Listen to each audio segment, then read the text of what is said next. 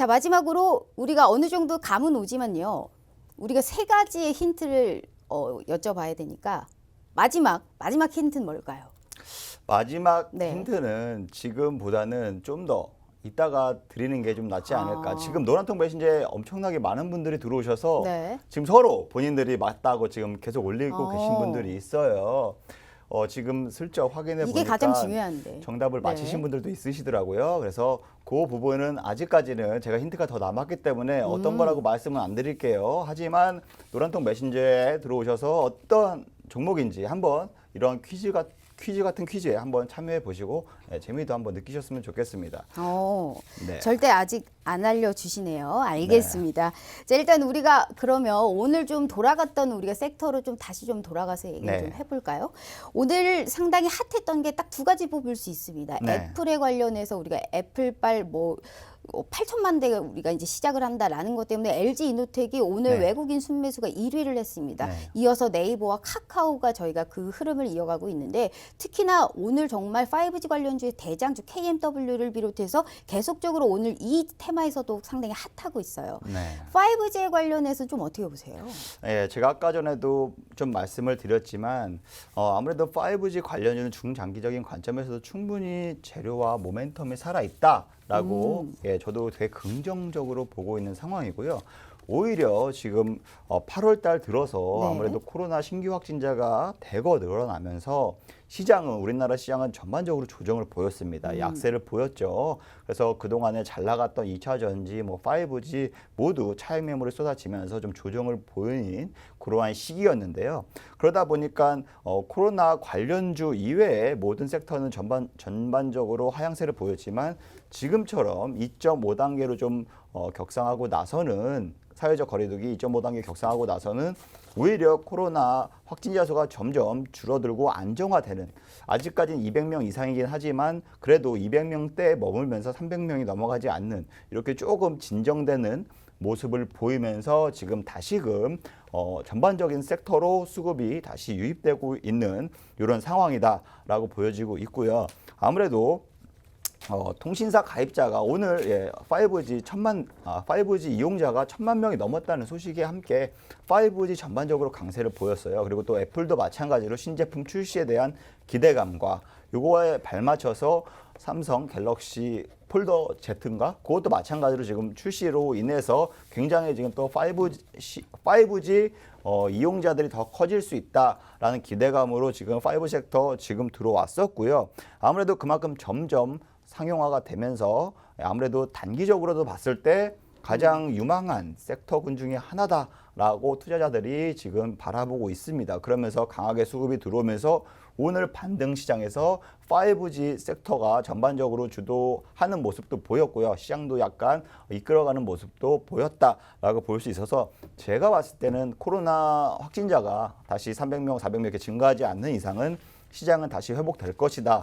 그러면 당연히 5G 섹터 당연히 먼저 치고 올라올 수 있다라고 저도 생각하고 있고 다음 주까지 충분히 단기적인 공략도 가능하다. 근데 이러한 것들은 단기적인 것보다는 오히려 이렇게 눌렸을 때 줍줍 하면서 네. 모아가는 전략이 더 큰 수익을 얻는다라고 말씀드리고 싶어요. 5G는 좀 모아가는 전략으로 저희가 줍줍하는 네. 이러한 흐름을 좀 지켜보자라고 하셨는데 네.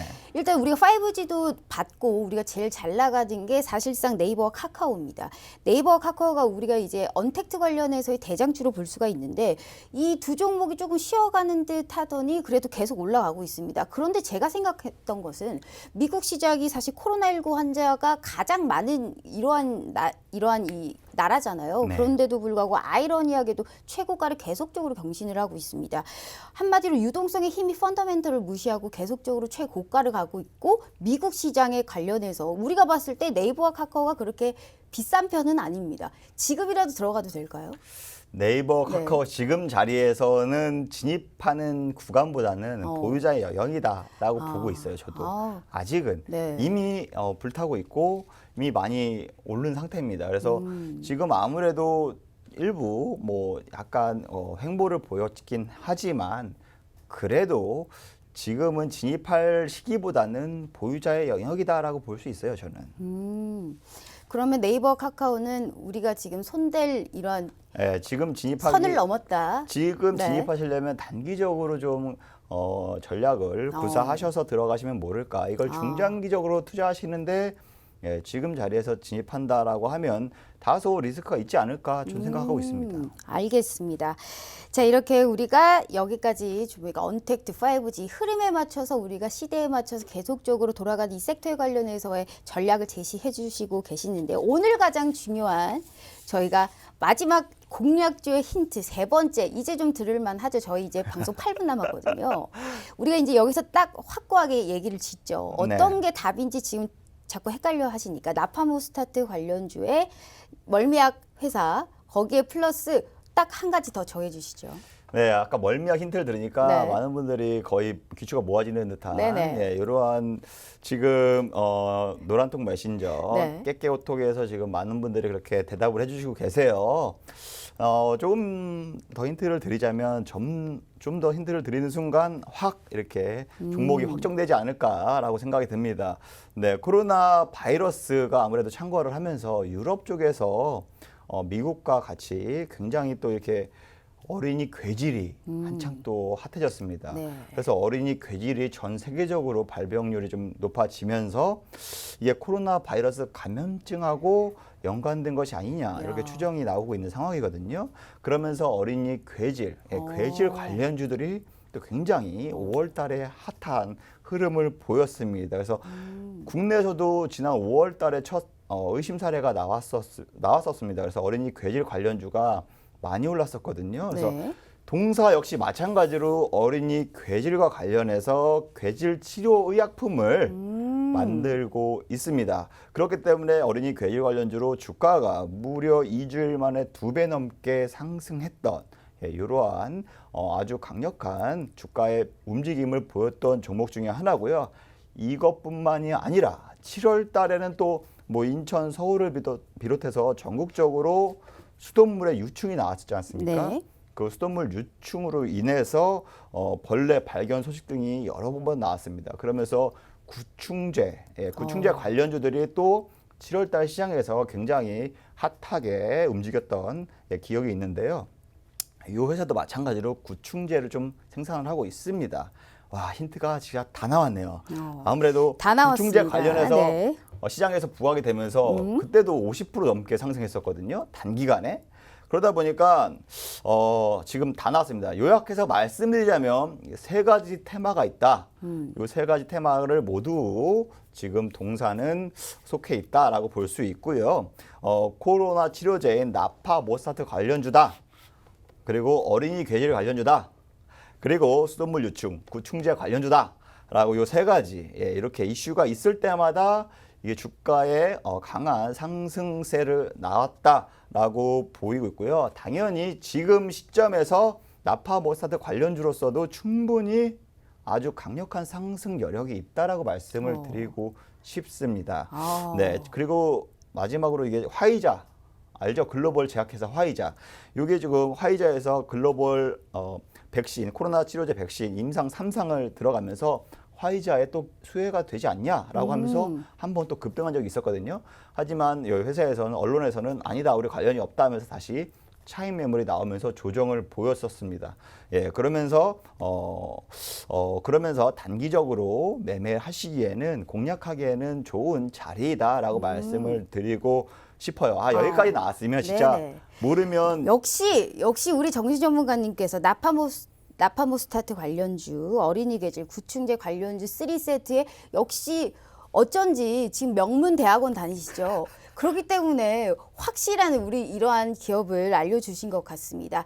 오늘의 관련주는 뭘까? 이미 PD님께서 차트를 넣어버리셨네요. 네. 네, 차트를 보시면요. 화면에 차트가 나옵니다. 그래서 아무래도 조금 조정을 보이다가 다시금 반등 추세, 이게 머리를 빼꼼 들고 있는 모습을 보이는데요. 지금 어떻게 보면 무릎선까지 올라왔다라고 보여지고 있고요. 종목 얘기하시죠. 이미 다 네. 나온 답 같으니까 제가 말씀을 네. 드릴 거예요. 바로 키미테 명문제약입니다. 네. 명문제약. 키미테. 네. 아시죠? 키미테. 명문제약입니다. 아무래도 주가의 시총 자체가 네. 그렇게 막 크진 않아요. 아마 2천억 정도 되나요? 네, 이 정도 크기의 수준이다 보니까 아무래도 방송에서 제가 말씀을 드렸을 때는 수급의 변동성이 좀 있을 수는 있습니다. 그래서 제가 뭐 단기적으로 매매를 전략을 세워서 드리기 위해서는 뭐 노란톡 메신저 깨깨오톡에 들어오시면 진입가 안 알려주시고요. 제가 단기 전략으로 네. 제시해 드리고요. 제가 지금 진입가하고 손절가를 아무래도 방송을 보시는 분들에게는 그것만 보시고 매매하실 수 있으니까 잠시나마 코멘트를 드리자면 단기적으로니까 짧게 드릴게요. 그러니까 단기 매매 전략이 되시는 분들만 좀 진입하셨으면 좋겠습니다. 그래서 그나마 좀 진입가를 말씀을 드리면 뭐 6,450원에서 6,650원 요 사이에서 매매하시면 좋으실 거고요. 네. 이미 뭐 강하게 상승을 했다. 뭐 넘어섰다 그러면 그 이상에서는 방송만 보시고 매매하시기에는 다소 대응이 되시는 분들만 하셨으면 좋겠고요. 손절가는 좀 짧게 6,000원으로 잡고 설정하시면 좋으실 것 같습니다.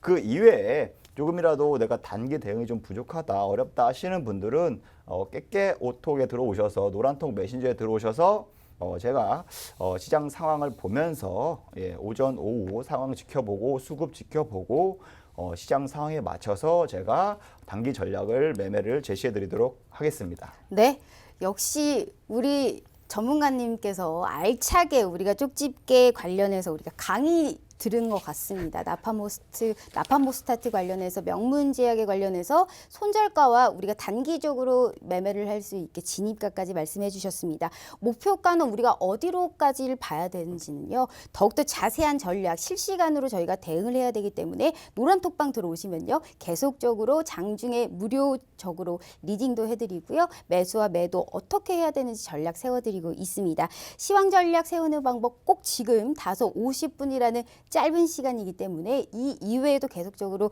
얻어갈 수 있는 이런 기회 놓치지 마세요. 노란톡 오픈 채팅방에 정진 대표라고 검색을 하셔서 꼭 지금 들어와 주세요.